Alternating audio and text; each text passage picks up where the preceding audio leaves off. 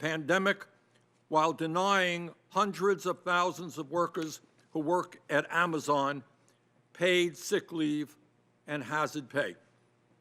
As you may know, I asked Mr. Bezos to testify at this hearing. He declined my invitation, and that's too bad, because if he was with us this morning, I would ask him the following question, and that is, Mr. Bezos, you are worth $182 billion. That's a B. $182 billion. You're the wealthiest person in the world. Why are you doing everything in your power to stop your workers in Bessemer, Alabama, from joining a union so that they can negotiate for better wages, better benefits, and better working conditions? While Mr. Bezos would not be with us today to answer those questions, we are going to hear from Jennifer Bates, an Amazon worker in Bessemer, Alabama, who will tell us what it's like to work for one of the most profitable corporations in America and why she and her co-workers are trying to form a union there. But let's be clear, Amazon and Jeff Bezos are not alone. The American people are increasingly disgusted with the corporate greed they are experiencing every single day. They're sick and tired of corporate CEOs who now make 320 times more than their average employees, while at the same time give themselves big bonuses, all kinds of golden parachutes, and yet they cut back on the health care that their workers have. They want corporations to invest in workers, in decent wages, benefits, and working conditions, not just higher dividends, stock buybacks, and outrageous compensation packages for their executives. And that is why I am introducing legislation today to impose an income inequality tax on corporations that pay their CEOs over 50 times more than their average workers. It has always been true, of course, that CEOs make more than their employees. But what has been going on in recent years is totally absurd. In 1965, CEOs of large corporations made just 20 times as much as their average workers. Today, those CEOs now make over 300 times, and in some cases, over 1,000 times more than their average workers. That is absurd, that is wrong, and that has got to change.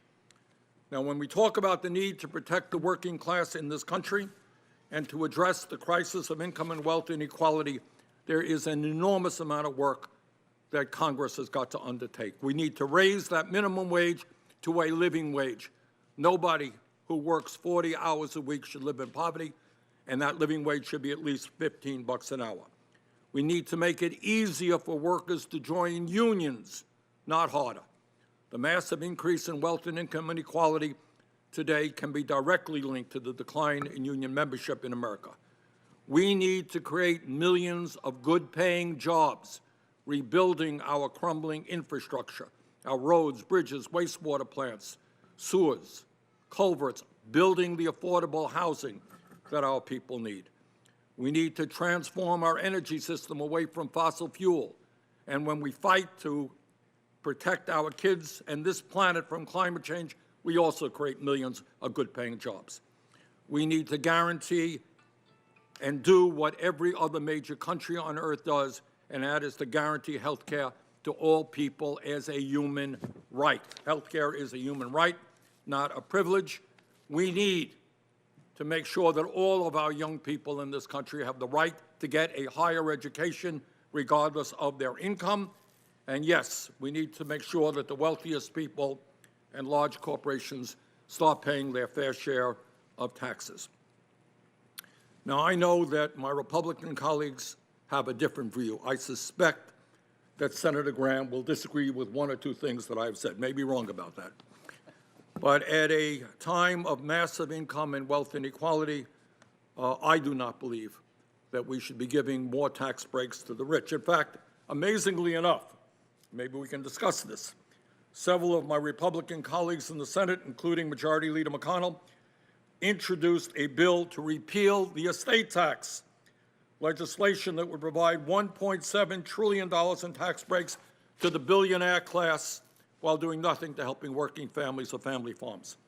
Let's be clear, repealing the estate tax would only benefit the top 0.1% who inherit over $11.7 million. 99.9% of the American people would not receive a penny if this legislation became law. So, bottom line is, today we are discussing a huge issue that has broad implications for every person in this country, and I look forward to our panelists' presentation and to the discussion. Senator Graham. Thank you, Mr. Chairman. One thing we will agree on is that you believe this. You have been the most consistent voice, I think, in the country over a long period of time on issues like this. We do have disagreement, but I like working with people who believe what they believe. Now, here's some common ground, I think. Most of us don't want the consolidation of wealth and power to lie in the hands of the few through ill-gotten gain, through monopolies, through unfair trade practices, through criminal enterprise, market manipulation. But if you can make your money legally and fairly, good for you. And that brings us to the question of big tech. I don't know what we do about this, Mr. Chairman, but the question for me is, have we let too much power consolidate in the hands of big tech? Is it a virtual monopoly in terms of the flow of information? And have we allowed these new technologies to become the modern version of robber barons of the last century? And I would like to talk more about that. I don't know if you need to break these companies up or not, but Section 230 and other things we need to revisit. But generally speaking, it's been a capitalist nation and hope it remains so, with regulation to prevent environmental abuse and make sure people play by the rules. To me, the government plays a role in keeping the water in the banks. When people start creating monopolies, that's unfair to other competitors. When people cheat and scheme and get rich off bad business practices, that's something we all should be concerned about. But the Gallup poll company has been asking Americans what they think most important problem facing the country every month for a long time. In the latest survey, 26% said it was the coronavirus. Just 1% said it was the gap between rich and poor. Now, how can that be? I actually believe that. I believe that most Americans don't spend their time wondering about how to take from somebody else. They're wondering about how do I get ahead. And they're looking for opportunity, and they should be demanding that opportunity. One thing that I think we can start focusing on is how do you lift people up who've been in poverty? How do you present better opportunity? There's the way described by the chairman, and I think the other way that I like is Senator Scott, who's focused on enterprise opportunity zones in blighted neighborhoods, making sure that there's tax advantages for businesses like Amazon and others to go into these neighborhoods and increase wages by having better business opportunity. But all of us have one thing in common here on this committee. We had good educations. And if you want to level the playing field for America, make sure that every kid, regardless of zip code, has an adequate opportunity to be well educated. And I believe in public school systems. I'm a product of it.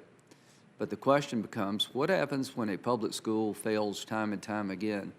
What are the things that we can do to level that playing field? So here's what the Census Bureau said, that the poverty rate hit an all-time low in 2019, and that between 2017 and 2019, income inequality actually declined, that before the pandemic, the unemployment rate was at a 50-year low.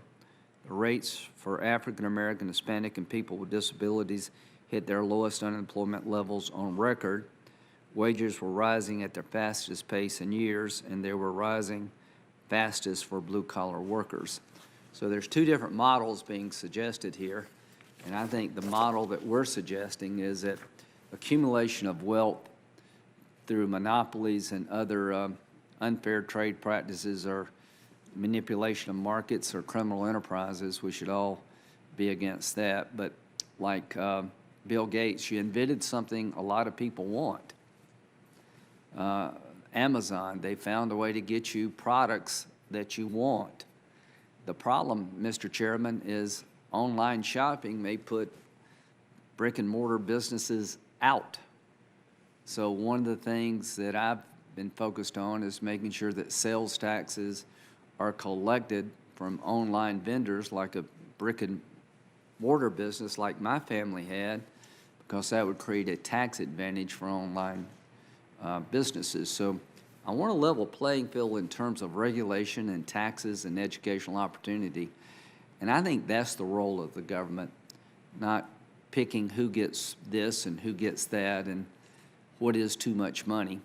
I think that's if the government gets in that business, it will do more harm than good.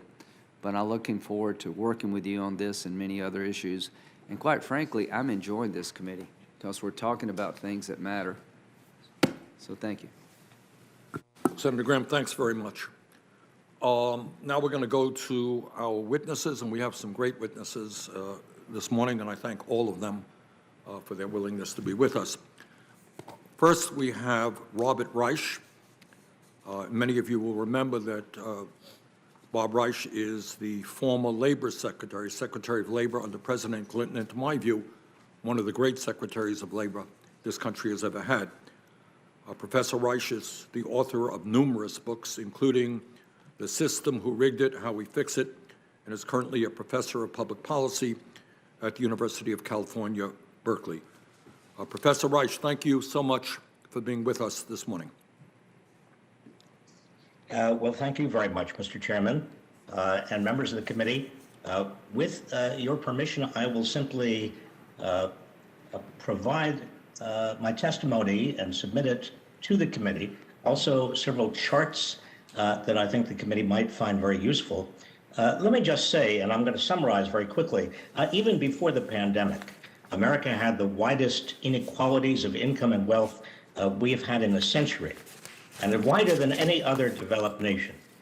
The median wage in the United States has barely budged for 40 years when you adjust for inflation, even though the economy of the United States is almost 3 times larger. And more than half Americans earn so little that they have to live paycheck to paycheck. Now, this is something new in the history of at least post-World War II America. We've never seen the degree of inequality we're now experiencing. Increasingly, the economy's gains have gone to the top. The richest 1/10 of 1%, Mr. Chairman, as you said, I want to just underscore this. The richest 1/10 of 1% has almost as much wealth as the bottom 90% put together.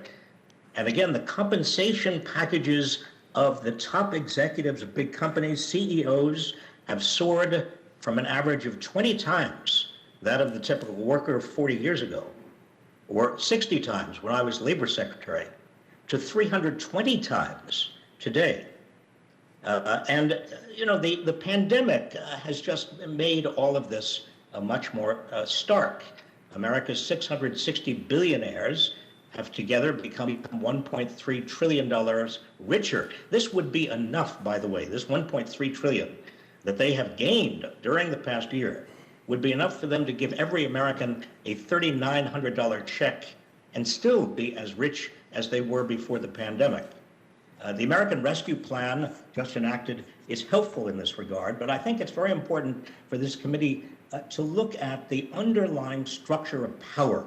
Power is a word that we don't use very often when we talk about the economy, but there has been a huge shift in power over the last 40 years, a shift toward very large corporations, and Senator Graham is absolutely right. There has got to be much more emphasis on fighting monopolies, and it's monopolies both in terms of big high-tech companies, also monopolies in terms of high finance, big pharma. I mean, you go around this country today and you see more concentration, more economic concentration than we've seen at any time in the last 60 years. And also that economic concentration translates into political power. We've got a severely imbalanced political economy. We have fewer than 7% of our workers are in unions today. 50 years ago, over a third of workers in the private sector were unionized. 50 years ago, giant corporations didn't have the power to suppress prevailing wages. They didn't have platoons of Washington lobbyists, which they have today. Another very important indication of what's happening and what's happened is that before the 1980s, the main driver of profits and the stock market was economic growth. But research has shown, and I include some of that research in my testimony, that since the late 1980s, the major means by which corporations have increased profits and stock prices has been by keeping payroll down. And that has hurt the working class. I mean, the working class in this country has taken it on the chin. The working class needs to understand that this is about, there's not a market someplace in the atmosphere, in nature. I mean, the market is a human creation, and what has happened as power has shifted dramatically toward big corporations and against workers because they don't have unions to represent them. You have a change in the structure of the market, a dramatic change. And to rebalance the economy, it is necessary to provide more vigorous use of antitrust, substantially higher taxes on growing accumulations of income and wealth at the top, stronger labor protections to enable workers to join together to gain higher wages and benefits, and also greater restrictions on the use of private and corporate wealth to influence political decisions.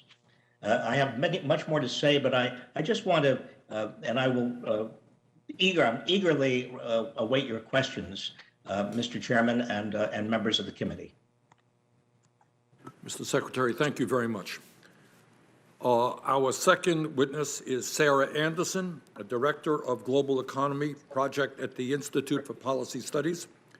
Ms. Anderson has studied income and wealth inequality for years and is a well-known expert on executive compensation. Ms. Anderson, thanks so much for being with us. Thank you. Thank you very much for this opportunity. I am Sarah Anderson with the Institute for Policy Studies, and I've been researching inequality for more than 25 years, concentrating on what might be the single most dramatic driver of that inequality, the growing gap between CEO and worker pay. This is a systemic problem in corporate America. In 1980, the average gap between big company CEOs and typical worker pay was 42-1. Over the past 20 years, that gap has averaged about 350-1. This growing pay divide is also a driver of gender and racial disparities. Nearly 90% of Fortune 500 CEOs are white men, while women and people of color are disproportionately a large share of low-wage workers. But we all pay a price for this executive excess. Back in 2008, executives chasing huge bonuses crashed our economy, leaving millions homeless and without jobs. In the wake of that disaster, Senator John McCain and many other lawmakers called for a $400,000 cap on pay at all companies receiving taxpayer assistance. But corporations and Wall Street banks not only blocked that proposal, they designed compensation packages to help executives rebound more quickly than ordinary Americans. Today, we're living through a period of even greater national suffering, and a period when frontline workers have proved how essential they are to our economy and our health. And yet, once again, many corporate leaders are focused on bending the rules to protect massive CEO paychecks. Let me give you a few examples. At Coca-Cola, none of the top executives met their bonus targets last year, but the board gave them all bonuses anyway. The CEO wound up with $18 million in total compensation, over 1,600 times as much as the company's typical worker pay. Or look at Carnival. Remember how they stranded their employees on their cruise ships for months without pay? Meanwhile, the board gave the CEO a special retention and incentive award that lifted his overall pay to more than $13 million, a 22% increase over 2019. At Tyson Foods, 12,000 frontline workers contracted COVID last year, but that didn't stop the board from giving executives stock grants to make up for the fact that they hadn't met their bonus targets.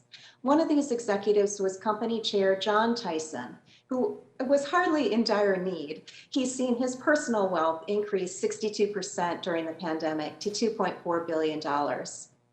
Research by my Institute for Policy Studies colleagues and Americans for Tax Fairness shows that the combined wealth of all 660 US billionaires has soared by 1.3 trillion during the pandemic. Many of them, of course, owe their fortunes to their years as CEOs. Now, corporate executives didn't cause the pandemic in the direct way that executives' reckless behavior led to the 2008 crash. But many CEOs did make working families much more vulnerable to the current crisis by outsourcing jobs and turning millions of the jobs that remained into low-wage, part-time work without benefits. We can and must do better as a nation than to accept a business model that creates prosperity for the few and precarity for the many.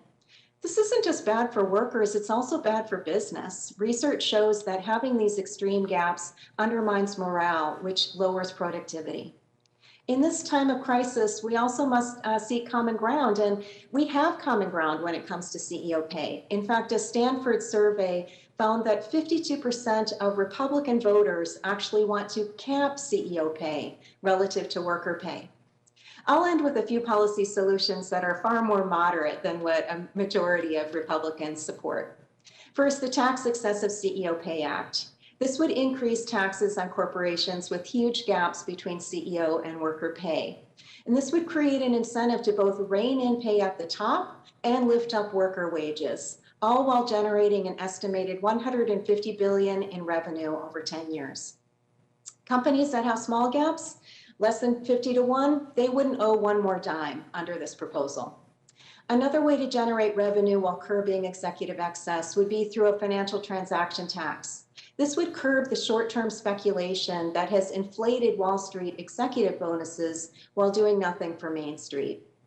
We could also leverage the power of the public purse by giving corporations with narrow gaps a leg up in government contracting.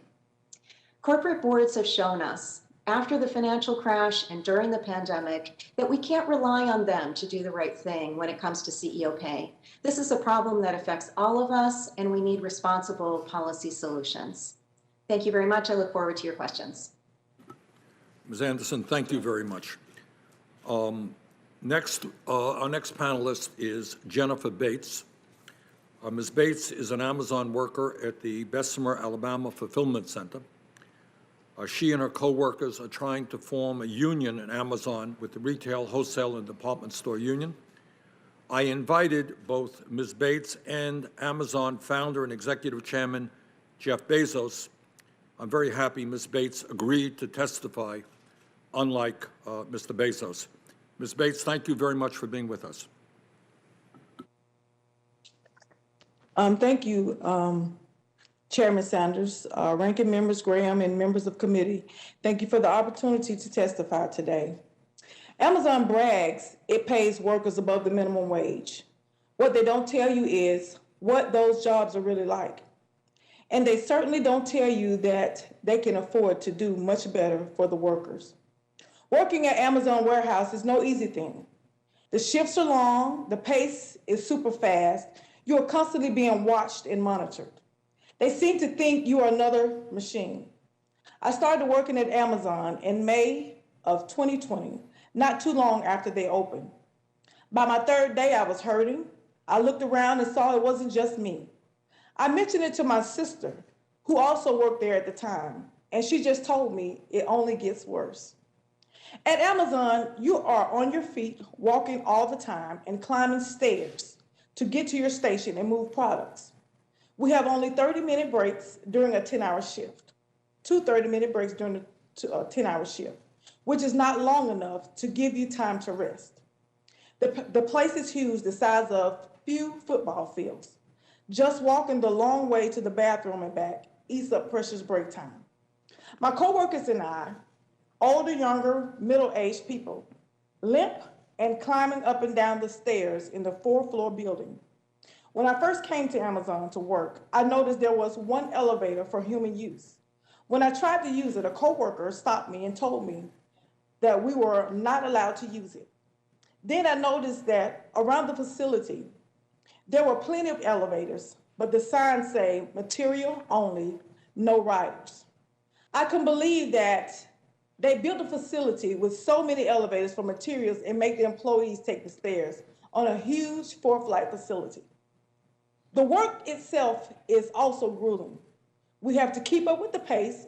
My workday feels like a 9-hour intense workout every day, and they track our every move.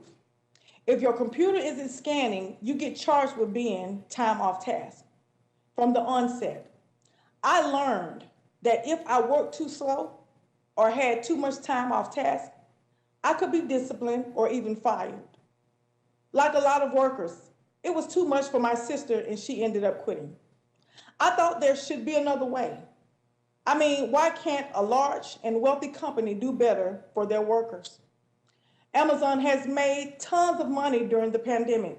Jeff Bezos is the richest man in the world, and now he's even richer than to us workers. Yet they expect us not to expect anything we didn't already have before we started working there. Like we do not deserve better. Amazon's going to poor communities, claiming that they want to help the economic growth. That should mean paying its employees a living wage and benefits that truly match the cost of living. And ensure workers work in safe and healthy conditions because we are not robots designed to only live to work. We work to live. We deserve to live, laugh, and love and have a full, fulfilling life. We, the workers, deserve to be treated with dignity and respect and deserve to be given the same commitment that we give to the job every day we go in.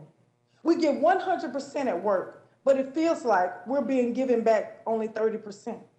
We're committed to make sure the customers get a nice package, the whole product in a couple of days, but who is looking out for us? We, the workers, made the billions for Amazon. I often say we're the billionaires, we just don't get to spend any of it. We first started to talk about unionizing one day during a break. One guy said they wouldn't be doing these things to us if we had a union. People were upset about the breaks being too short and not have enough time to rest, about being humiliated by having to go through random security checks, going to our breaks to make sure we're not stealing merchandise and then not even giving us the time back for our breaks. Others didn't like that they never actually spoke to a manager. They just got messages on an app or by a text. It's also so impersonal and at times just plain weird. And then there's the issue of job security. People are concerned about people getting fired for no real reason and not being given the opportunity to speak to anybody at Amazon about it. They deny us good working conditions and claim we should be happy with what we have, and then go around spending millions to tell us we don't need a union. As soon as Amazon found out about the union, they started going hard trying to stop the union drive. We were forced into what they call union education meetings. We had no choice but to attend them, not given an opportunity to decline. They would last for as much as an hour, and we'd have to go sometimes several times a week. The company would just hammer on different reasons why the union was bad for us, and we had to listen. If someone spoke up and disagreed with what the company was saying, they would just shut the meeting down and told people to go back to work, then follow up with us on one-on-one meetings on the floor. A lot of what was said in those meetings was untrue, like telling people they'd lose their benefits if they joined the union. It was upsetting to see some of the younger people who were really on board with the union get confused about what was being said in the meetings. All around the plant, Amazon had put up anti-union signs and messages. They sent messages to workers' phones. They even had signs posted in the bathroom stalls. No place was off limits. No place seemed safe. Despite all that, or maybe because of it, we continue to organize and build support for the union. We do it because we hope with the union we will finally have a level playing field. We hope we will be able to talk to someone at HR without being dismissed. We hope that we will be able to rest more, that there will be change in the facility to make some of the stress off our bodies. We're hoping we get a living wage, not just Amazon's minimum wage. and be able to provide better for our families. We hope that they will start to hear us and see us and treat us like human beings. It's frustrating that all we want is to make Amazon a better place to work. Yet Amazon is acting like they are under attack. Maybe if they spent less time and money trying to stop the union, they would hear what we are saying. And maybe they would create a company that's as good for workers in our community as it is for the shareholders and executives. Thank you for giving me the time to share my story. Ms. Bates, thank you very much. Our next witness is John Lettieri, who is President and CEO of Economic Innovation Group. Prior to his work at the Economic Innovation Group, Mr. Lettieri was the Vice President of Public Policy and Government Affairs for a leading business association, the Organization for International Investment. Mr. Lettieri, thank you very much for being with us. Thank you, Chairman Sanders, Ranking Member Graham, and members of the committee. I appreciate the privilege of testifying today on the challenge of inequality in the United States. I believe there are many ways for Congress to work on a bipartisan basis to tackle economic inequality and support the needs of low-income and disadvantaged people. I discussed several such areas in my written testimony, including promoting economic dynamism and worker mobility by banning the use of non-compete agreements, pursuing an aggressive policy of full employment to boost wages and labor force participation for workers at the bottom, and enacting a bold, place-based policy agenda to support struggling regions and distressed communities. But in the interest of time, I want to focus my opening comments this morning on a fourth issue, helping low and moderate income Americans build wealth through long-term retirement savings. The U.S. economy is the world's most powerful engine of wealth creation and prosperity. But in spite of this, the lack of wealth at the bottom remains a troubling and persistent fact of life. The numbers are startling. The median net worth for the bottom 25% of American families is a mere $310. The bottom 50% of families own less than 2% of total U.S. wealth. One of the central reasons for the persistent lack of wealth at the bottom is the lack of adequate retirement savings among low-income families. The median retirement savings balance for the bottom 50% of American families is $0. For comparison, the median for families in the top 10% is $610,000. Now, the problem here is not that affluent Americans are doing well at saving, but rather that current policy is so poorly designed to support those most in need of building wealth. And the reason here is simple. Retirement savings policy mostly relies upon deductions from taxable income that are of little use to Americans in the bottom 50% of the income distribution, most of whom pay little to no federal income tax to begin with. So as a result, a person making $20,000 a year and contributing the maximum gets nothing from federal and state tax incentives, while a person earning $200,000 gets over $7,000 in federal and state aid. In other words, those who need help building wealth are the ones most excluded by current policy. Deeply uneven participation in retirement savings also perpetuates the racial wealth gap. Only 35% of Hispanic families and only 41% of Black families hold any retirement account savings, compared to 68% of white families. Among those that do have at least some retirement savings, the median white family holds more than double that of the median Hispanic family and the median Black family. So what can be done? A number of noteworthy proposals, including from members of this committee, have been put forward in recent years to address the dearth of retirement savings among low-income workers. But there's one option that is both elegant in its simplicity and transformative in its potential benefits, and it will be familiar to every member of Congress. And that is to make all low and moderate income workers eligible for a program modeled after the federal Thrift Savings Plan, complete with a match on contributions up to a certain percentage of income.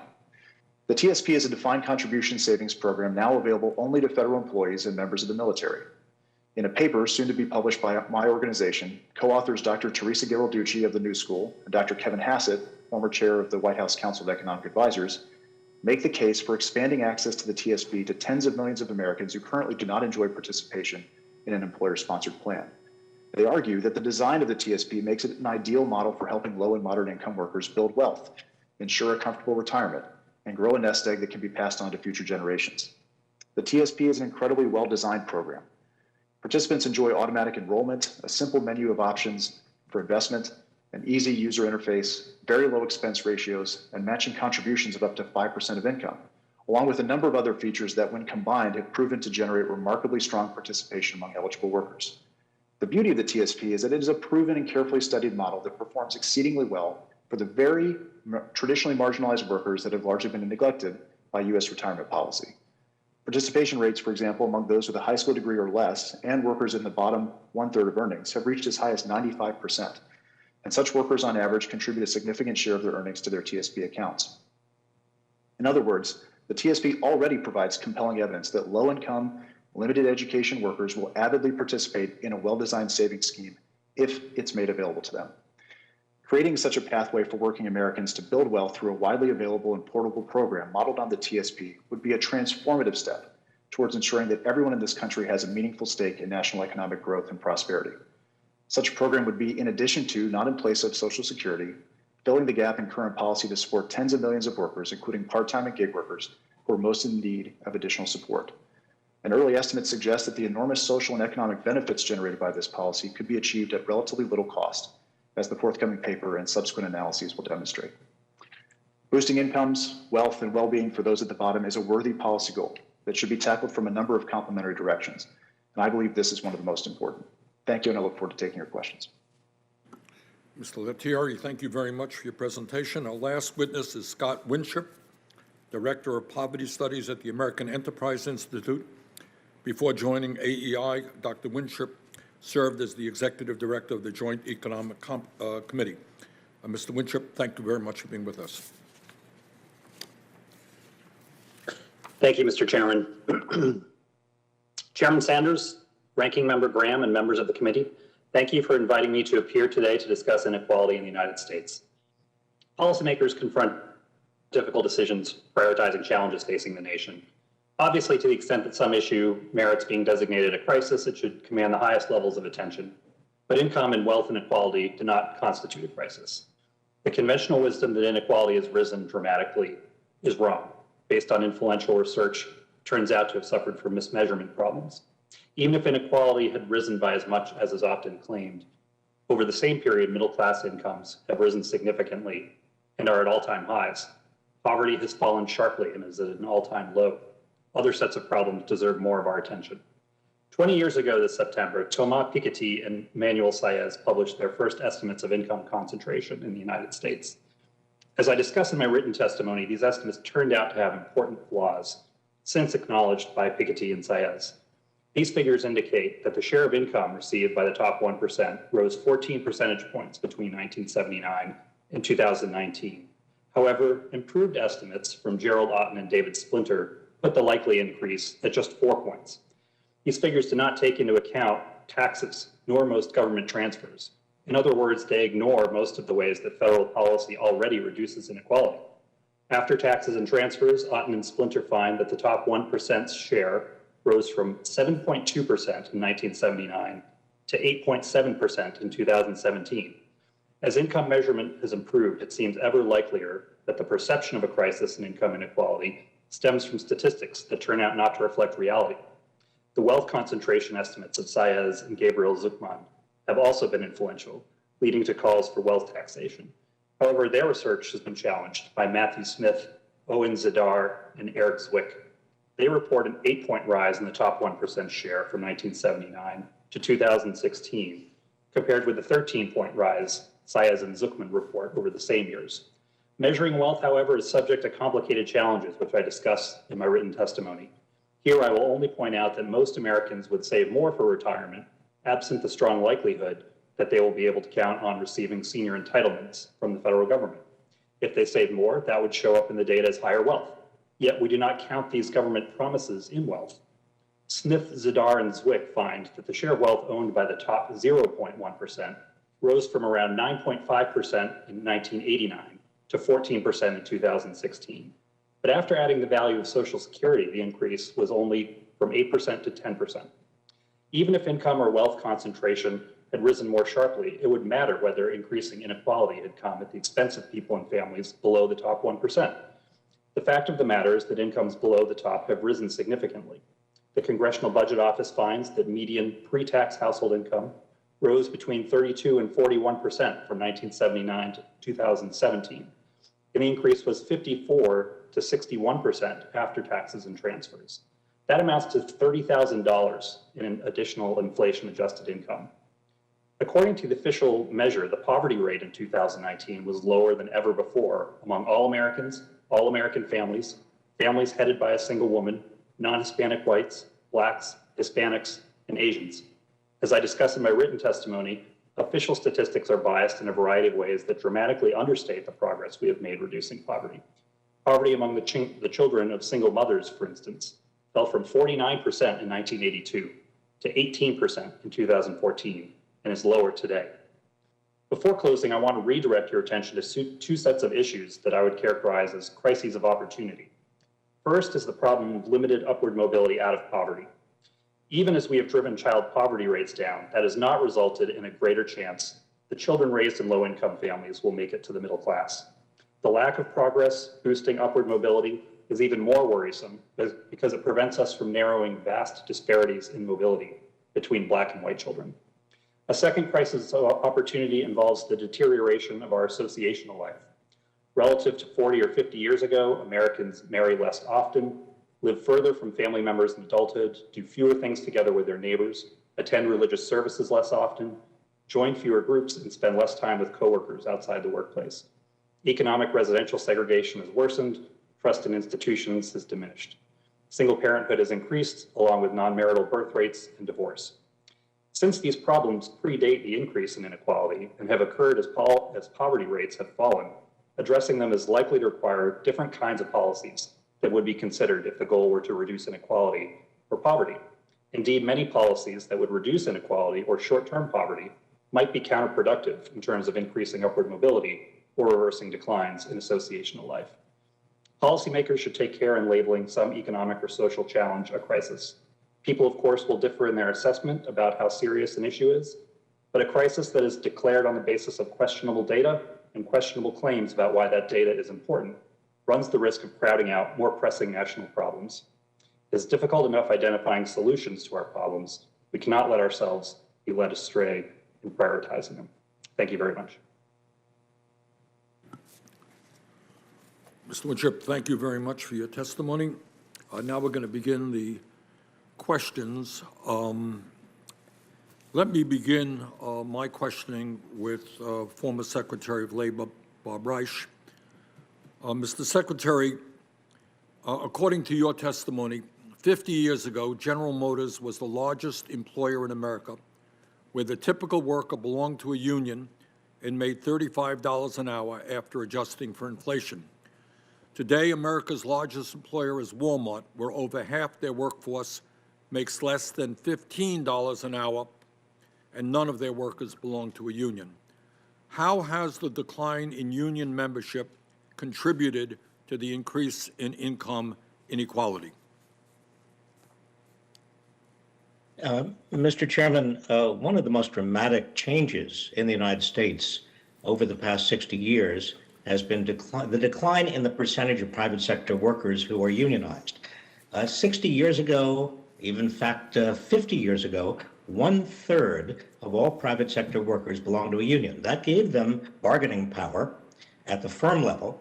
It gave them a voice at the firm level. It also gave them political power, because when you consider 1/3 of all workers unionized, the unionized segment of the workforce actually had a political voice. Now today, by contrast to 50 years ago, only 6.4% of private sector workers are unionized, which means that at the level of the firm, there is almost no union presence in most firms. At the level of national politics, the union voice is far less. The working class voice is far less. And so in both respects and at both levels, you get this severe imbalance. In the 1950s, we talked about the countervailing power represented by American labor unions, countervailing to the great power of American corporations. Countervailing power is now gone. There is almost no countervailing power left. And so it's not that the GM worker was that much more brilliant or productive, or the GM worker was so much better prepared than the Walmart worker. No. The difference really was that the GM worker had a union behind him or her, and the Walmart worker does not. All right, with that, I'm going to have to interrupt you, and I apologize, but I want to ask some of the other panelists the question. Let me go to Jennifer Bates. Ms. Bates, let me ask you a very simple question. And why do you believe it is so important for you and your coworkers to have a union at the Amazon facility in Bessemer, Alabama? Why is that so important?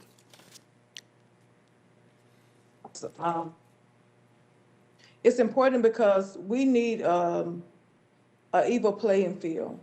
For so long, people have been walking away from jobs because of the disrespect, inequality, and nobody has actually stood up to say, you know what, it's time for someone to be held accountable for what they're doing. Amazon has a sign that sits outside and says, if you see something, say something. So we decided to stand up and say something. We need better work conditions. We need better wage for living. We need job security. So it's important for us that the union come in so that Amazon will have the opportunity then to sit down and talk to us and with us to get these issues resolved. Okay. Thank you very, very much. Let me ask Ms. Anderson a question. Ms. Anderson, according to your testimony, in 1980, CEOs of large corporations made about 42 times more than their average worker. Today, CEOs now make over 300 times more than their average worker. Very briefly, how did that happen? Well, it didn't happen because CEOs just got a whole lot smarter during that time period. On the worker end, it's happened because wages have stagnated as unions have declined, as we've already discussed. On the CEO pay end, it's happened because stock-based pay has come to dominate CEO pay packages. And the argument there was that shifting to stock-based pay would ensure pay for performance. And that has really turned into a joke. Study after study shows there's no connection between CEO pay levels and their performance. And one of the most obvious examples was after the 2008 financial crash, when companies gave boatloads of new stock options to their executives when the market was at bottom.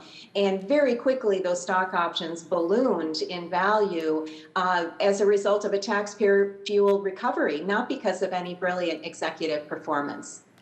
Okay. Well, thank you very much, and my time has expired. Senator Graham. Thank you, Mr. Chairman. Let's start with Secretary Reich. What should... Yeah, can you hear me? Hello? I can hear you perfectly fine, Senator. Okay, thank you, Mr. Secretary.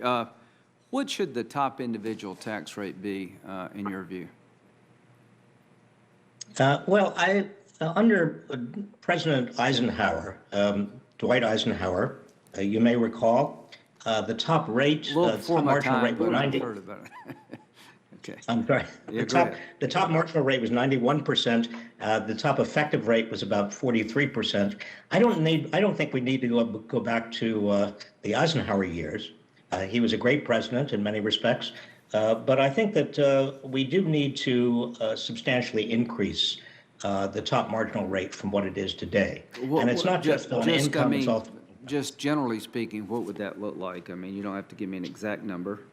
Well, I would say probably in the range of 40 to 50%. Okay. What should the corporate tax rate be? Are you asking me again, Senator? Yeah, yes, sir. I would say that the corporate rate probably ought to be, and again, we're talking about income taxes, corporate income taxes. I think that the top corporate income tax rate ought to be around 30%, maybe 35% of where it was before. But the question with corporate taxes is always interesting, because that's the real underlying question is who ultimately pays. I'm one of the people who thinks that maybe we ought to reduce the corporate income tax and increase capital gains taxes, because it really is shareholders who bear or should bear most of the burden of the corporate income tax. What should the capital gains rate be? I think the capital gains rate should be probably around 25 or 28%. That would be my best guess. Warren Buffett obviously thinks that there ought to be a minimum 30% income tax, and that would be including capital gains. I think he may be right. Okay. Do you support school choice for neighborhoods who have poor-performing public schools? Again, if you're asking me, Senator, I support school choice in the sense that I think that poor performing schools do need to be held accountable. The real question is what the choice is. I think that any organization, whether it's a charter school or a public school, ought to be in the position of offering a good education. And I've offered a proposal years ago. Nobody supported it except Jeb Bush. Governor Jeb Bush liked this idea, which was a voucher that would be inversely related to family income. Oh, that's very, very helpful. Thank you.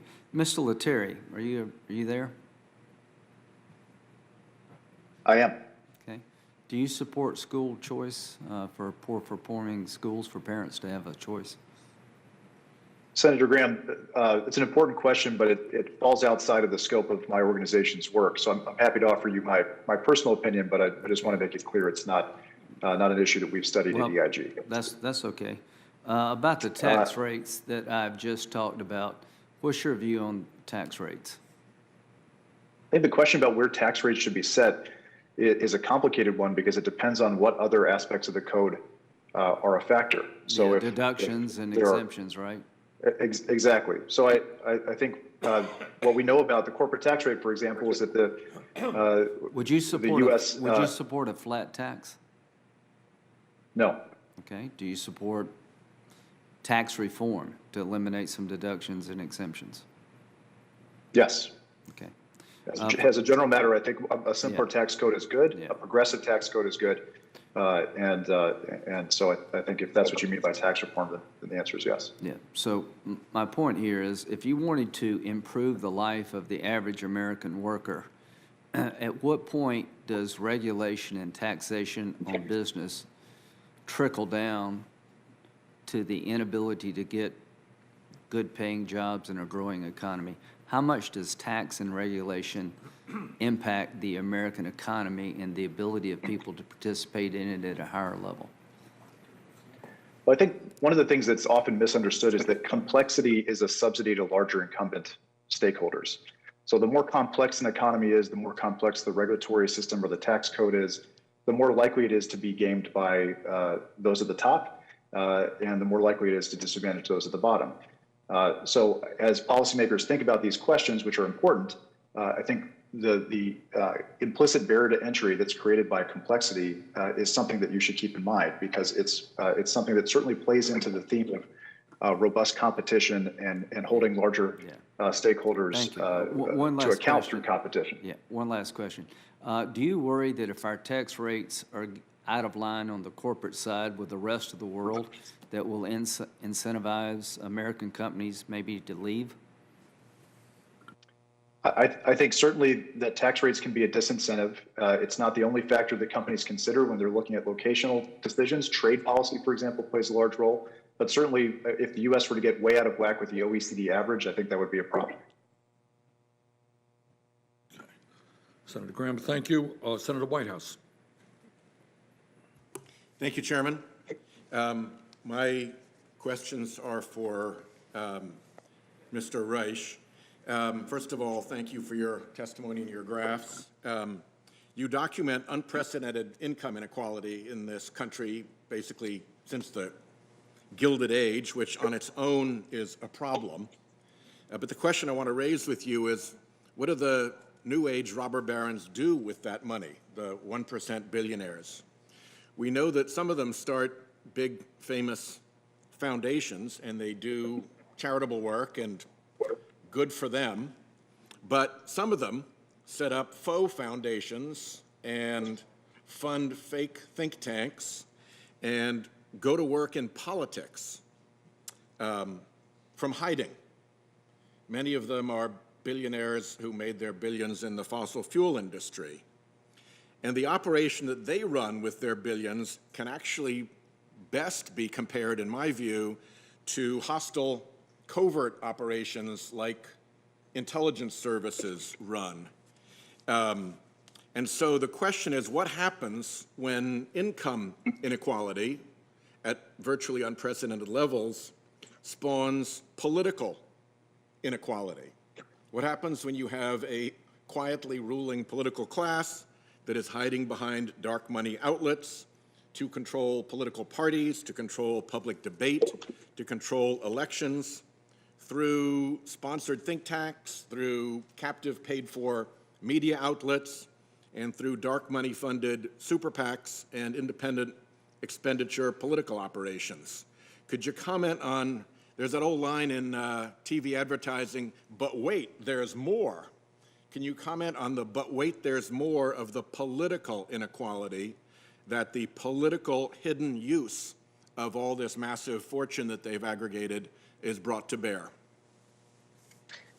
Yes, Senator, and this is really one of the most important negative consequences of wide inequality and the degree of inequality we have in the United States today. That is, people at the top who are sitting on top of huge amounts of assets can and do use a lot of that money to influence political decisions, not only at the federal level, but also at the state and local level, that in turn increases their wealth. It's a vicious cycle. We see, for example, Amazon in Seattle has spent a great deal of money on city council elections. Amazon around the country is large enough that it can actually have an auction in which it extorts money from states and cities around the country for where its second headquarters is going to be. Dark money is proliferating around the country, as is our corporate public relations efforts to change public attitudes in a direction that a corporation may want. The whole role of money in our system and the overwhelming dominance of money from big corporations as well as from very wealthy individuals polluting American politics is one of the worst aspects of inequality. And as the great Louis Brandeis, the justice, once said, we have a choice in this country. We can either have a great deal of money in the hands of a few people, or we can have a democracy, but we can't have both. So what happens to citizenship and to the citizenry when a citizen can't tell who the actor is on the political stage? When the ad doesn't say, hi, I'm Exxon and I approve this message, I'm Koch Industries or Charles Koch and I approve this message. Instead it says, behind some phony front group, Americans for Peace and Puppies and Prosperity approve this message, and you go and look up Americans for Peace and Puppies and Prosperity, and it's a mail drop. What is the citizen left with? The citizen is left with no ability to sift through the messages that that citizen receives as to their veracity and reliability. Motive sometimes matters, doesn't it? And if you hide the identity, you also hide the motive, and you hide the ability of the citizen to evaluate the motive and therefore the veracity. Indeed, and the Supreme Court has repeatedly said, as recently as in Citizens United, Senator, as you know, that transparency will cure all of the negative aspects of great wealth and corporate wealth in our political system. Well, that has not happened. We don't have the transparency. Congress has not demanded it, and a lot of dark money and dark money groups and 501c4 groups make it impossible for the citizens to know who is actually providing what message. And I'll conclude by pointing out that a great number of them are in the Supreme Court right now trying to undo that transparency part of the Supreme Court's Citizens United holding. Thank you, Secretary Reich. Thank you, Chairman. Senator Toomey. Thank you, Mr. Chairman, and thanks for holding this hearing, the title of which is The Income and Wealth Inequality Crisis in America. And I think we ought to start with asking ourselves, is this really a crisis? Is that the way we should think about especially the most recent trends in income and wealth inequality? I want to start with a chart that Mr. Reich has provided us. He refers to it as the wage and salary income has dropped as a percent of GDP. And this is the chart he provides in his testimony. And, you know, if you look at it, it does look like, you know, that's a declining trend, right? It was kind of pronounced since 2000. You could argue it goes back further. But, yeah, I mean, it looks like sure looks like it's declining. But what's really interesting is that Mr. Reich chose not to provide all the data that's available. He cuts off the data in 2018. The data for 2019 and 2020 are available. And so let's take a look at what the picture looks like if you include all the available data. If you include all the available data, what you notice is it's the same graph, except we've got this very significant uptick. In fact, it's an upward trend from 2011, clearly an upward trend. In fact, in 2018 and 2019, the upward trend, now, mind you, what we're talking about here is wages and salaries as a percentage of our total economy. The upward trend that's been underway for 10 years now was accelerating in 2018, 2019, further in 2020. So should we consider that we're in a crisis of income inequality when the situation has been trending better for 10 years and most recently at an accelerating pace? Take a look. We've recaptured back where we were in 2003. I think when you've got more available, more data available, you really ought to use it. Let's take a look at another chart that we have here. This is from the Atlanta Fed. And it compares wage growth for the lowest 25% of wage earners to the wage growth of the highest 25% of earners. Now, the lowest 25% of earners is in blue, and the highest 25% of earners is in this gold color. And what does this chart show? It shows clearly that sometime around about 2014, wages started growing more rapidly for low-income workers than wages have been growing for high-income workers. And what does that mean? That means the income gap is getting narrower, right? If higher-income people's raises are occurring at a lower pace than low-income raises, then the income differential is narrowing. And that's exactly what's happening. And once again, not only is that happening, but it's happening at an accelerating pace because you see the gap by which low-income earners are outperforming high-income earners in terms of their wage growth, that gap has widened. So again, does an acceleration at the rate at which lower-income earners are gaining ground relative to high-income workers, when that's happening and accelerating, should we think of that as a crisis? Really? And the reason I'm concerned, well, let's go to one more chart here. We've got another one. It's provided by the St. Louis Fed, and it's from the data itself comes from the U.S. Bureau of Labor Statistics, and this is a depiction of average hourly earnings of production and non-supervisory employees. So these are not managers, they're not executives.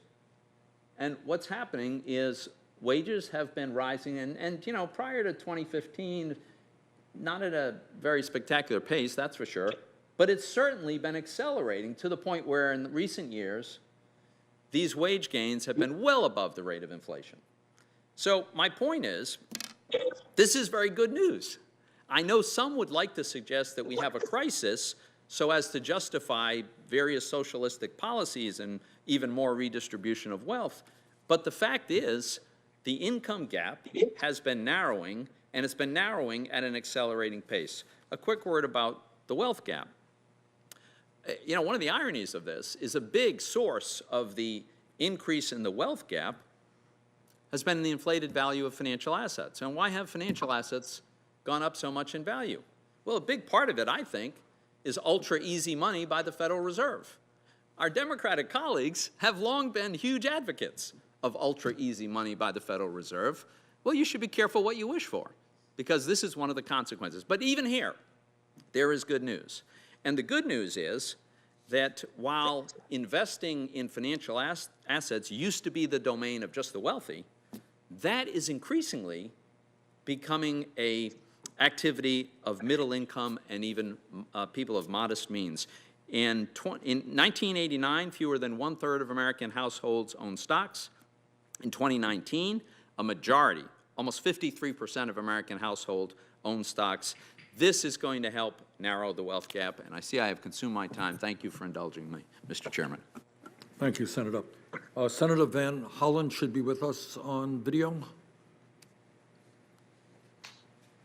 Thank you. Thank you, Mr. Chairman and Ranking Member, and all our witnesses for your testimony. We have seen another explosion in terms of the gaps between CEO compensation and the compensation that they provide to their workers. And that is why I joined Senator Sanders in introducing the bill we did today. But I'd like to talk and start with you, Dr. Reich, with the danger of using sort of economic average measures to measure how the overall economy is performing for working people. So, for example, if Jeff Bezos had moved to Baltimore City last year, you would have seen a tripling of the per capita income in Baltimore City. The current per capita income in Baltimore City is roughly $53,000. If Jeff Bezos moved there last year, would have more than tripled that to roughly $175,000 per person. And of course, the situation of any individual in Baltimore City would not have changed at all. And so looking from the outside of those averages, you would say, wow, what's going on in Baltimore City? Huge increase in economic activity. Can you talk about why we really need to be drilling down on different economic measures in order to gauge the success of our policies for most Americans?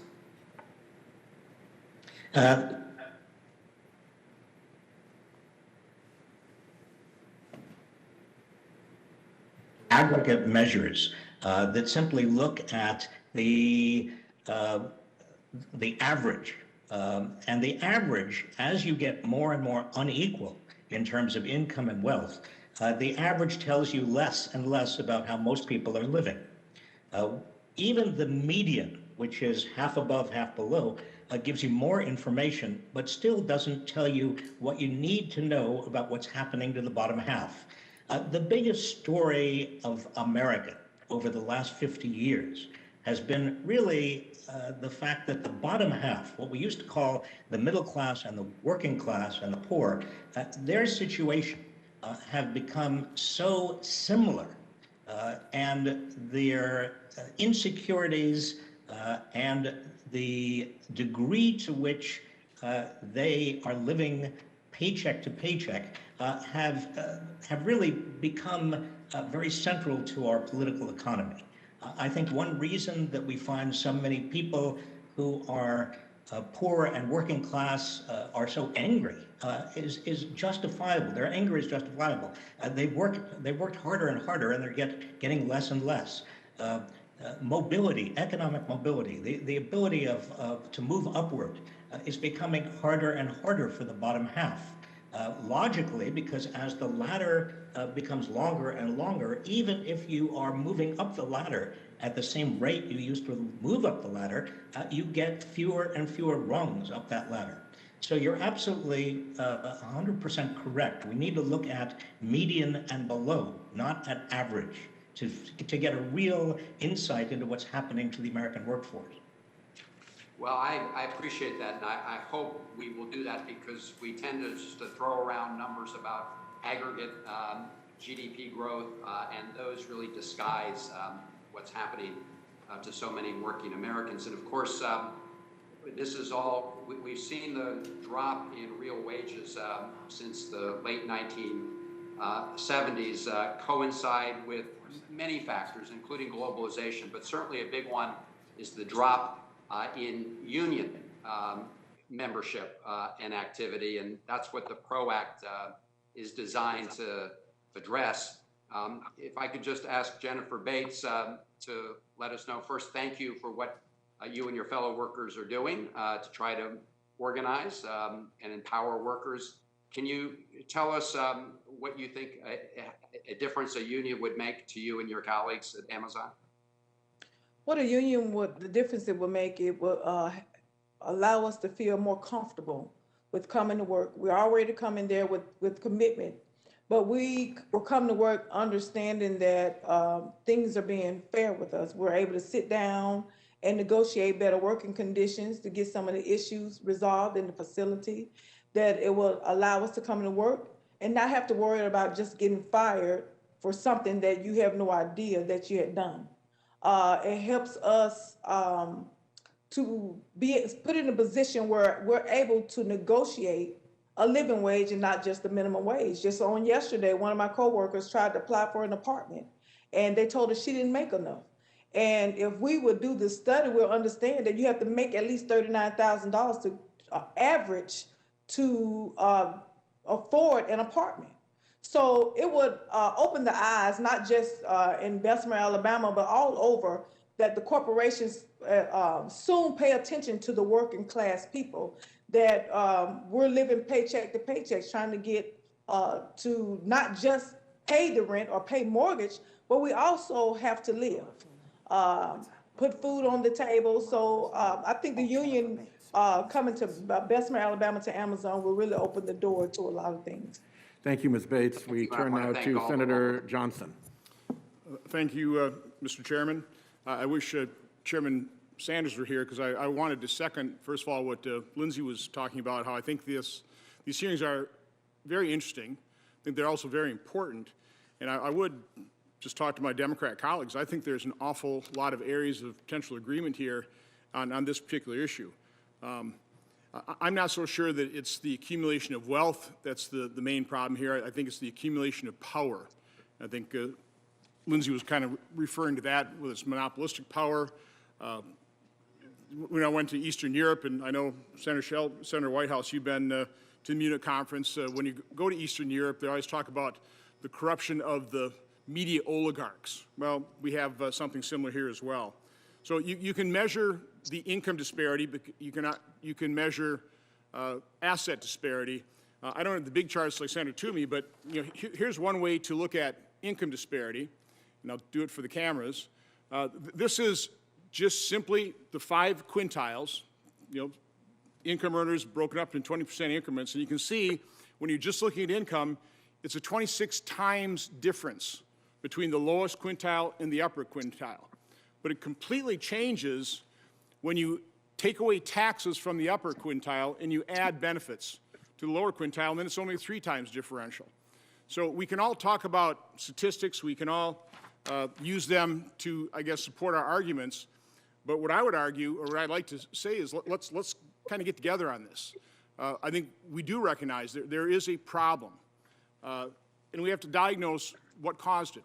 And I see Senator Kaine is back here. I've been talking to him a little bit about, in the past, even with the Republican tax plan, I was not a big fan of it, quite honestly. I voted for it because I think we did need to make our tax system more competitive. But at the time, I was promoting something that I thought would be a better approach, which is tax simplification and tax rationalization. I mean, to me, income is income. The fact that we have so many different types of income that we just arbitrarily assign different tax rates distorts economic activity. I think one of the reasons you see this asset bubble is we've created so many incentives for C corporations to retain earnings. So they don't flow out to their shareholders. They're not efficiently reallocated in through our economy. So one of the things I was proposing is what I would call the true Warren Buffett tax. 95% of American businesses are pass-through entities. The income is taxed at the individual level at individual rates. So why not do it to 100% of corporations? Tax all corporate income at the individual level at individual rates. Income's income. We've worked out all the complications. It's actually quite easy to do. I know it's a departure, but I would love to work with my colleagues across the aisle and my Republican colleagues as well to rationalize and simplify our tax system. Capital gains. The reason we have a lower capital gains rates makes some sense because you don't want to tax mere inflationary gains. But from my standpoint, the better way of doing it is call income income, tax at the same rate, but remove the inflationary gain by indexing the asset. Again, simplify, rationalize the tax system. I don't like social or economic engineering through the tax code. We need to simplify it. We need to rationalize it. And I guess I just want to ask Mr. Winship, first of all, no, let me go to Professor Reich first. Do you disagree with this chart where I'm showing, income without taking into account income taxes and benefits, 26-time differential, but when you add in income taxes or deduct income taxes and add benefits, which, by the way, according to Phil Graham, $45,000 average benefits from different welfare programs, tax credits, the lowest 20% in 2020 alone. Real disposable income went up 5.5%. Total savings up $1.6 trillion. Our economy is going to take off with all the pent-up demand, but do you dispute this, Professor Reich? Senator, no, I think that undoubtedly, when you add in taxes and transfers, inequality of income becomes far less dramatic. And that's an argument, I assume, for more taxes and more transfers. But also, let me just stress that wealth inequality is not really touched by that. And one of the biggest problems we have in this country in terms of everything from political influence to the distortions that occur when great wealth is transferred from family to family, from generation to generation, has to do with wealth inequality and not only income inequality. Thank you, Secretary Reich. It's Senator Kane's time now. Thank you, Chair and fellow colleagues. And Senator Johnson, the income is income, something I really believe in too, so there may be some profitable discussions there. I have a chart with me that I hope might be visible behind me depending upon the camera angle. It's not right now. I wonder, thank you for that. And this chart is an interesting chart because I think it shows the different values of the two parties right now, but it also shows potentially a different economic philosophy that we can operate a real-time experiment on. So this takes a look at how the benefits in the Trump 2017 tax cut, the Tax Cut and Jobs Act, were allocated among the 5 economic quintiles of the American public. And then it also shows how the benefits of the American Rescue Plan, passed in February by Democrats, were allocated among the American public. And if you look at the chart, what you see is a couple of things. The quintile of the American public that was most benefited by the Trump tax cut was the top quintile. The quintile benefited by the Democratic American Rescue Plan was the lowest quintile. 65% of the benefit in the Trump tax cut went to the top quintile, whereas more than 65% of the benefit in the American Rescue Plan went to the bottom 3 quintiles. The Democratic Recovery Plan was relatively even in distribution of benefits across the first 4 quintiles of American income, whereas you see a dramatic unweighting and a lack of evenness in the Republican Tax Cut and Jobs Act. Given that the Republican tax plan was passed with unanimous Republican support and no Democratic support, and the American Rescue Plan was passed with unanimous Democratic support and no Republican support, I think these two plans are a really interesting window into the values of the two parties. And the price tags of both plans were essentially the same. The tax cut plan was about $1.9 trillion. The American Rescue Plan was about $1.75 or $1.8 trillion. So I think this is a great chart, and the coincidence of which bars are blue and which bars are red is not a coincidence. But I think it's a great chart to show the different philosophies in the two parties as to how you want to allocate benefits if the government does something like this that's supposed to be a stimulus in nature. The Democratic proposal is to spread it more evenly with a little bit more focus on the lowest earning Americans. The Republican philosophy is to concentrate benefits at the top.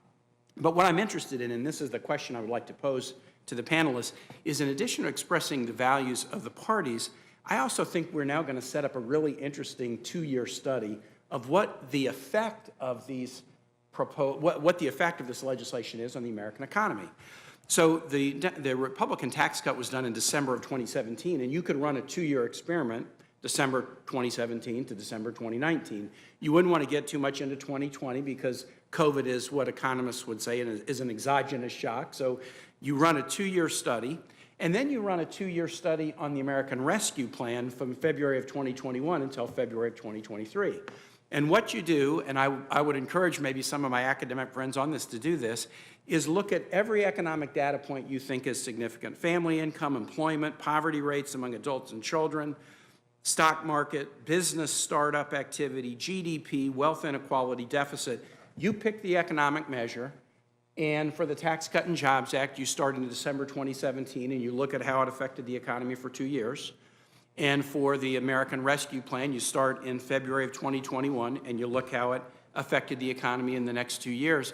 And I think you'll see not only what the values of the parties are, but I think you'll also see which economic philosophy actually produces more good for American society.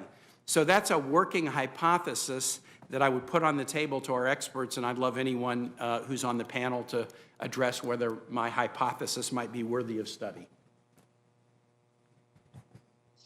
Well, perhaps I could jump in. This is Sarah Anderson from the Institute for Policy Studies, and I really appreciate your call for more analysis of the impacts of these policies on inequality and the whole range of income levels. I would perhaps suggest an additional indicator for you to look at. No one today has yet mentioned the Federal Reserve figure from 2019 that found that 40% of Americans could not afford a $400 emergency, meaning they were just one medical problem or car breakdown away from financial ruin. And I think that's one of the most powerful indicators that really gets at how it's not just about wages, it's about the cost of living. And for so many Americans, the cost of housing and healthcare have just skyrocketed. And it's a very concrete way of looking at how that affects people's level of economic security at a time when we have a growing number of billionaires at the top. So thank you.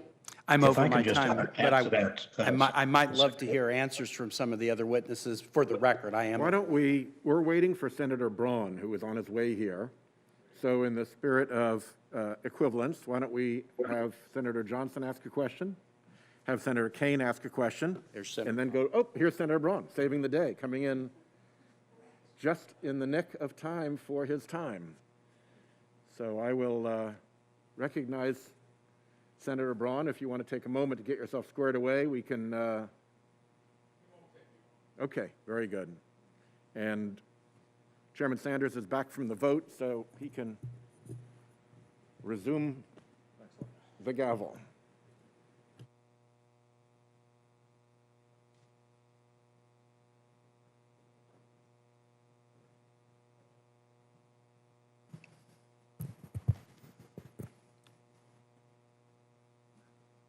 Senator Braun up?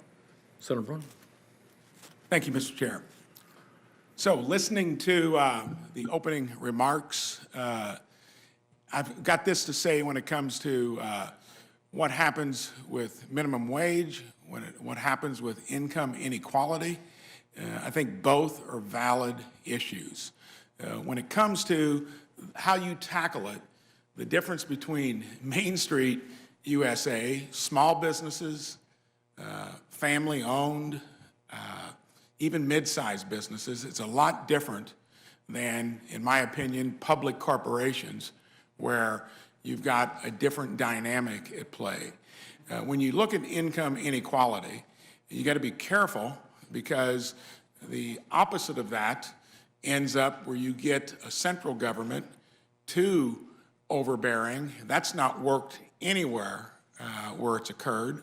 And when you look at how did we get into the pickle that we've gotten into currently, I think a lot has to do with many of the major sectors of our economy. And I'd cite healthcare, for instance. You're dominated by a system that has no transparency, has no competition, has barriers to entry, and doesn't have an engaged consumer. The hallmark of what makes markets work. So I think when you hear discussions of, well, Amazon is paying $15 an hour, to me, for a huge corporation that's got the wherewithal, probably should be more than that. When you look at wage across the country. I think that something needs to be done with the minimum wage, but then you need to look at it from a regional point of view. You don't want to disrupt places like Indiana where it's working because you've got a great business climate. You've also got a low cost of living. So if you do anything with minimum wage, it ought to be done to where you regionalize it. Places like New York City, San Francisco, Seattle probably should be over 20 bucks an hour because their cost of living is so high. But when you go to the extreme of what's been talked about here, I think you end up maybe hurting in the long run if you try to bring the federal government in as someone that tries to moderate the situation, other than maybe making sure that markets are free and unfettered and that they're competitive. And sadly, when you look at many of the places where public companies and corporations rule, you do not have that. So the other thing is, when you look at the structural deficits that we run in this country of close to $1 trillion a year, my first question, if he's still on, would be for Mr. Reich, that how do you, without upsetting an economy that I think was working fairly decently, you were raising wages the old-fashioned way pre-COVID, how do you bridge a structural deficit when it's mostly associated with programs like Social Security, Medicare, Medicaid that we need, but that aren't self-sustaining? And I'd love your explanation. Can you raise revenues in any way that it's not going to upset the economy? That, to me, there's a sweet spot, and corporate rates, when they were moved from 35 to 21, effective corporate tax rates were 18%, largely due to all the exceptions in the code. You talk Main Street employers actually got a tax rate that I think was driving the economy when you took the qualified income deduction and took that rate from 39.6 to 29.6. I'd love to hear your comments on how you, what your idea is on revenue without upsetting the economy. Well, Senator, we've learned that the deficit and the overall federal debt is less of a threat than we thought it was as recently as even 20 years ago in terms of inflation and inflationary expectations. But at some point, we do need to raise revenue. And the question obviously becomes where and how and who is going to pay. The subject of these hearings is widening inequality of income and wealth. And it would seem to me that if we're looking for places to raise revenue, assuming that we come to the point where we say, well, given the needs of this country, we do have to raise revenue, that the place to look is certainly at the top. And I think that the proposals for a wealth tax merit a great deal of attention. Other countries have a wealth tax. We have property taxes at the local level, a form of wealth tax. It seems to me that given the extraordinary wealth in the hands of certain people in this country, a wealth tax is appropriate. We also need to get rid of the loopholes. Loopholes that we've been talking about for years, like the carried interest loophole. There's no reason for it. And there are many other loopholes as well that have been put into the tax code because there are companies and industries that are hiring lobbyists that have really spent all their time looking for ways of creating methods to reduce tax liability. Let's get rid of those loopholes and let's make sure that the base is as wide as possible. Thank you. Do I have time for one quick follow-up? Over time, but I'll give you, if it's a brief, very brief. So, a quick follow-up question. Where does spending fit into the formula when we've had record revenues of recent years? And how much of a deficit are you willing to tolerate under the maybe new modern monetary theory? Well, Senator, we don't know all that much, quite frankly, as to modern monetary theory. It's a fairly new idea. The mainstream notion, and I think that we don't want to take too many risks. I think that at some point, the deficit and deficit financing and the total federal debt could ignite inflationary expectations. And that's why we do have to get serious about raising revenue. The easiest place to raise revenue, as I just said, is from people who are very wealthy. It has the least dampening effect on the economy. Right now, however, when there is so much underutilized capacity in terms of 9.5 million Americans who have lost their jobs, 4 million Americans who have dropped out of the wage labor force altogether, something in the order of 15 million Americans who are working part-time who'd rather be working full-time. Given all of this underutilized capacity, right now we do need to spend in order to stimulate the economy. I don't think there's any question about that, and there's a great deal of consensus about that with regard to the mainstream. Thank you. Okay, thank you very much. I believe our last questioner is Senator Lujan. Senator? Chair Sanders, thank you so very much, and thanks to you and to Ranking Member Graham for today's hearing. And I look forward to having a conversation about the importance of unions to our democracy, our republic, and to working Americans. Mr. Chair, my family raised me to understand that our communities are stronger when workers are protected and empowered. My grandfather was a union carpenter. My dad was a union iron worker in Local 495. My mom worked for the local public school district. My brother's IBW, and my nephew just was accepted into an apprenticeship program with IBW. I believe that everybody in America should have the same opportunity that my grandfather, father, siblings, and nephew have had to work hard to build real economic security and to pass something better onto your children and grandchildren. Those are the values I grew up learning, and those are the values that I continue to fight for today. The testimony we heard today from our witnesses includes a number of striking statistics, and that's where my questions will begin. Mr. Lettieri, how much wealth does the bottom 50% of families own? Senator, that would be 2%. And Ms. Anderson, what is the current pay gap between corporate CEOs and the average workers? Over 300 to 1.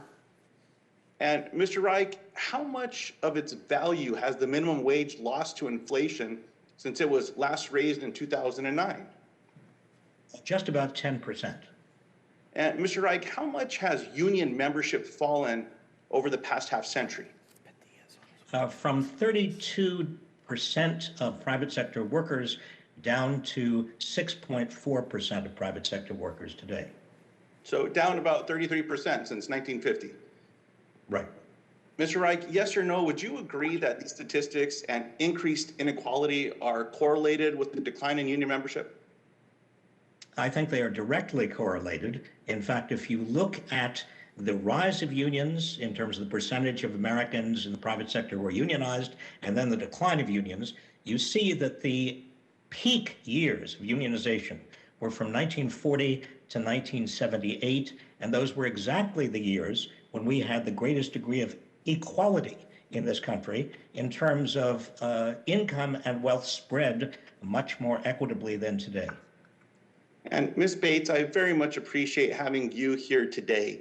And I want to make sure that I give you some time to answer this question. And it's similar to a question that you were asked earlier. So my question, Ms. Bates, is what would having the opportunity to join a union mean to you and to your coworkers? What having a union will mean to me and my coworkers is that our voices are being amplified. That will give us an even playing field. We'll be able to negotiate better pay wages, which means it's a living wage and not just the minimum wage that Amazon voices. What it would mean is that we will have job security, that people won't get fired for mundane things or be afraid that they're going to get fired for doing something that they had no idea of doing. Will bring us respect, and it bring us a sense of empowerment that when we stand, that we continue to believe that we are valued. Bring the value and commitment that we bring into the jobs, that we receive the same thing. So having a union to amplify what we are saying, it will bring us a sense of security, and not just at the Amazon investment, but all over the country. Ms. Bates, all I have to say to that is amen. I want to thank you for being here today. Well, I appreciate the expertise of the panelists and the witnesses, and especially the expertise that I've benefited from the work that he has done as a Secretary of Labor, but all of his advocacy and Secretary Reich. Your testimony today has been very compelling. And I just want to say thank you so much for coming today. And again, to the chair and to the ranking member for bringing us together. And with that, Chair Sanders, I yield back. Well, thank you very much, Senator. I'm not sure if we are going to have another senator or not join us, but let me wrap up this hearing by thanking all of the panelists and all the senators who participated. The issue that we are dealing with today, income and wealth inequality, is an issue that has to be addressed, and is an issue that will determine what kind of nation we wish to become. We are the wealthiest nation in the history of the world, but the truth is that half of our people are living paycheck to paycheck. Many millions of people are working for starvation wages. And as a result of the pandemic, people are wondering how they're going to feed their kids, how they're going to avoid eviction, how they're going to go to the doctor when they or another family member gets sick. Clearly, I think our goal is to create a nation where the economy works for all people and not just the very few. But that's, in fact, where we are right now. And as I think some of the discussion this morning has been about, is that it's not only the absurdity of two people in America owning more wealth than the bottom half of the country, it is the kind of power that the people on top have to hire lobbyists here in Washington to influence legislative decisions, to own media, to make campaign contributions. There is a reason why the rich get richer and so many other people are becoming poorer. And that is not just economic decisions, but those are political decisions as well. And too often those decisions are influenced by the people who have the money. So this is an issue. I think this was an excellent hearing, and I thank all of our panelists for participating. And we look forward to pursuing this issue in the months to come. Thank you all very much, and this hearing is ended.